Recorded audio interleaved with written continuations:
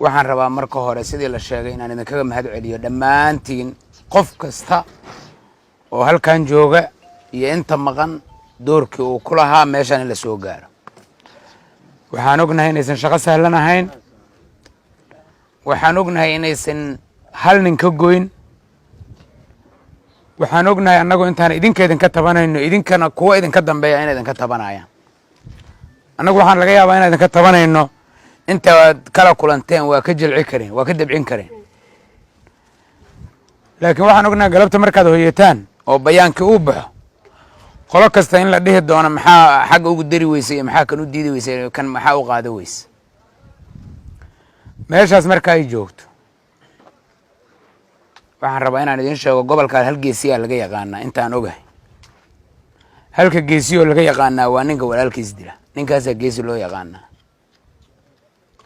maxaan sidaas u leeyahay? dadka markaad la sheekaysato tuulooyinka jooga dagaal oogayaasha yaqaaniin, kuwa nabadda ka shaqeeya ma yaqaaniin. nabadda kuwa ka shaqeeya oo u dhaga nugul ma yaqaaniin.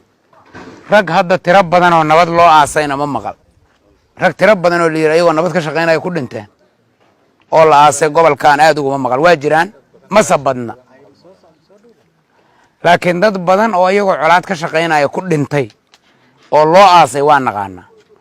kuwa la dulmiyena waa naqaanaa oo ayagoo dagaal ku jirin la dilay, dhinac kasta ha ahaadeen. walaalayaalow maanta meeshaan aad joogtiin iyo casriga aad joogtiin iyo cimriga aad joogtaan, meeshaanu galabta geesiga nabadday u baahan tahay. geesiga dagaalka uma baahna. jidka aan ku soconno meeshuu ku dhammaanaya inaan naqaano waa. jidka aan ku soconnaa wuxuu ku dhammaanaa meeshii ay ku dhammaadeen jidadkii aad marteen ee idinkoo isla jira oo isku reera iyo kuwo kaleoo isku reera aad Soomaali ku duusheen ee isku duusheen isbaabi'isaan qabyaalad darteed ee keentay intaad soo noqotaan idinku inaad islaysaan, ee keentay kuwa safka iskula jiraa maanta inay maalmo ka hor islaayeen. dadaan run isku sheegino beenay isku sheegaan. waxaan idin leeyahay walaalayaalow, waa naga garaad badantihin, waana naga caqli badantihin, laakiin waxaan u malaynaa mushkuladaa jirta u baahan in la baaro. bahasha qabyaalad la yidhaah haddii caana lagu maalaayo oo wax lagu gaaraayo oo la kala adkaanayo oo dhul la kala qabsanayo oo sharaf la kala helayo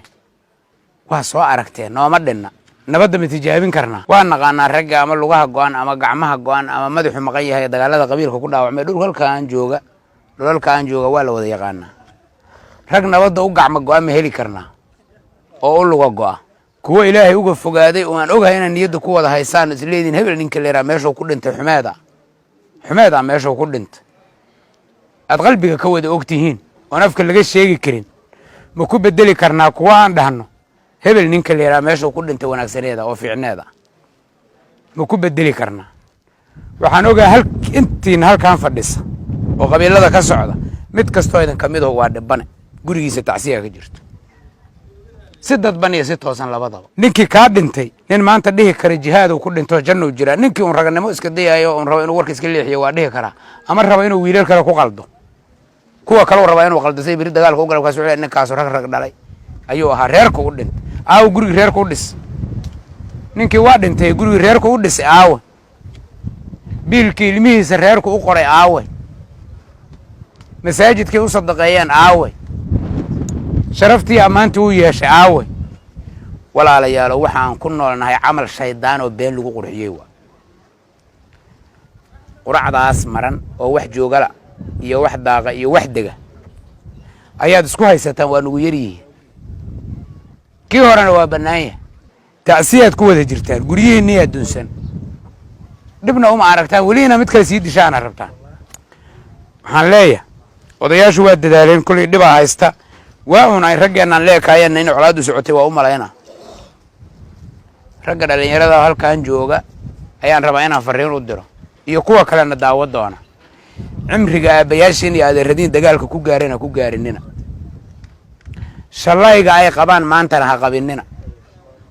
maantaad fursad haysataan. aakhiro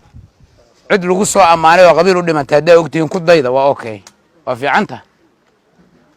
qof inta qof qabiil u dilay laleeyahay alla ilaa ninkii hebel ahaa jannadii meel fiican inta aayad loo helo sheekh aayad kor saari karo waa fiican tahay wada hawsha niman guriga ku helay oo ku tacbaday oo ku xoolaystay oo ilmahoodii wax ku barteen haddaa aragteen wada hadday beddelkeeda toy qoomama tahay oo hooyadii wiilkeeda dhinta ooynayso oo adiga walaalkaa waayo ooynaysid oo midka cuuriyaankaa shallaysan yahay maxaa jidkan ugu socotaa waxaan rabnaa bini aadam noolaan nahay caqliga iyo dareenku inuuna hogaamiyo ummadda ilaahay wuxuu garashada u siiyey inay go'aan ku gaarto waxaan aaminsanahay marka qabiilinta isku yimaado uu ku tashado aan reer hebel ku duulno waxay ku ballameen aan caqliga iska qaadno aan been isku sheegnay ku heshiiyeen walaalayaalow caadifadda waa fahmaynaa hal maalin ma baxayso beenta waa fahmaynaa hal maalin ma baxayso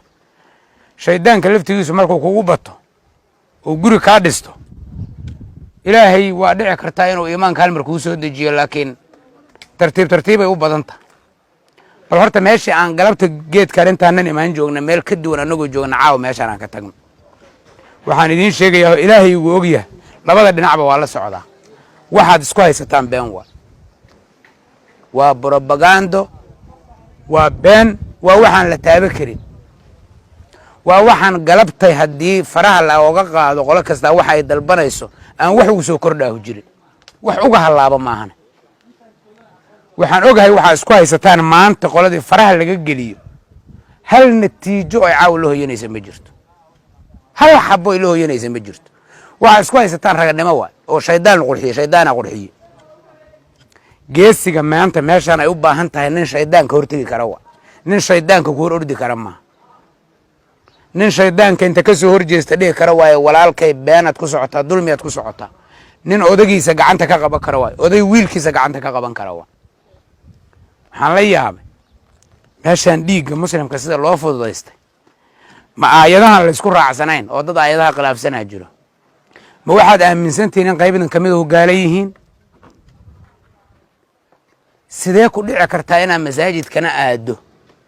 halkaana qof walaalka ahoo muslim ah ku disho sidee isku qaban kartaa waxaa ka cararayso masaajidka ka gelaysid miyayna cadaab ahayn maxay yihiin waxa masaajidka loo galayo horta masaajidka maxaa laga rabaa masaajidka soo ilaahay naxariistiisa lagama rabo war ninka ragaha galabta inta go'aan qaatay yiraa colaadaas anaa go'aan ka gaaray anaa geesi anaa bannaanka taagan qabiil ma ahi fidna ma rabo muxuu ka baqaa miyaanay ahayn wuxuusan aaminsanayn ilaahay ballanqaadka u bixiyey inuu run yahay ilaahay ballantu qaaday inay run tahay miyuu qofkaasi ka shakisayo wuxuu isleeyahay waxaasniyow mise ballanta ilaahay waxaa kala weyn warka shaydaanka iyo muuqaalka shaydaanka oo aan natiijada lahayn dhallinyarada dhimanaysa miyaanay taariikhda aqoonin oo aanay ogeyn abtiyaashood iyo adeeradood meeshay ku dambeeyeen